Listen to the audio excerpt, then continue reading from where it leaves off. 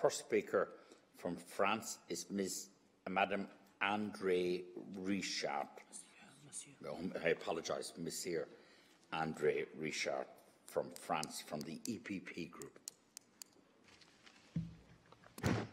Monsieur le Président, mes chers collègues, je voudrais à mon tour remercier nos collègues pour leur rapport et avis extrêmement documentés sur un sujet aussi complexe et sensible que celui des relations entre droits de l'homme et islam, car au fond, c'est bien de cela dont il s'agit.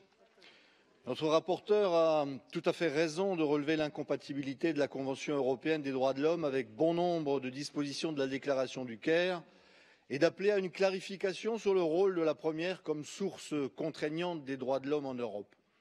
Je note toutefois que plusieurs pays, malheureusement, ne respectent ni l'une ni l'autre.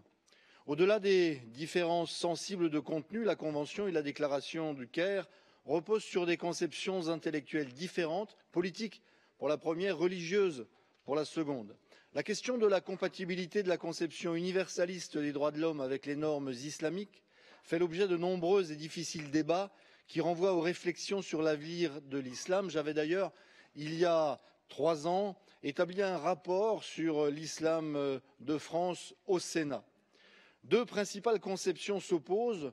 L'une cherche à passer au crible de l'islam les droits de l'homme formulés par le droit international et à vérifier leur compatibilité avec la norme religieuse. L'autre, que nous privilégions en France, propose de repenser la norme religieuse dans le contexte contemporain afin de lui donner une interprétation compatible avec les exigences de la conception moderne des droits de l'homme.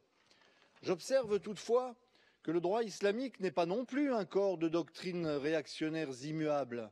Par exemple, les femmes ont de plus en plus le droit de vote dans la quasi-totalité des pays musulmans. Comme toutes les religions, l'islam n'est, à notre avis, pas figé, et des débats, par exemple, sur la peine de mort ou la place des femmes, agitent la communauté musulmane mondiale. En 2015, l'OCI a souhaité une révision de la déclaration du Caire de manière à la mettre à jour par rapport aux normes et instruments internationaux, tout en préservant et renforçant, je cite, les particularités socio-culturelles et religieuses et les aspirations des États membres. Fermez la citation. Ce projet, visant à établir une déclaration des droits de l'homme de l'OCI, devrait être présenté et adopté, nous l'espérons, lors de la 46e session du Conseil des ministres des Affaires étrangères de l'OCI cette année.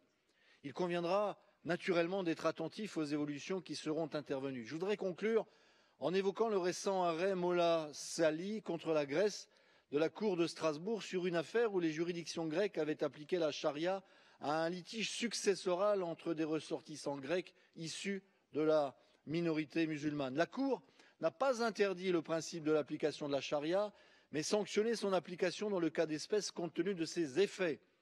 Pour autant, la question qui lui était posée ne portait pas directement sur la conformité de la charia aux droits de l'homme. Dès lors, à notre avis, cet arrêt ne constitue pas une approbation de la charia comme certains l'ont prétendu et c'est important. Je vous remercie.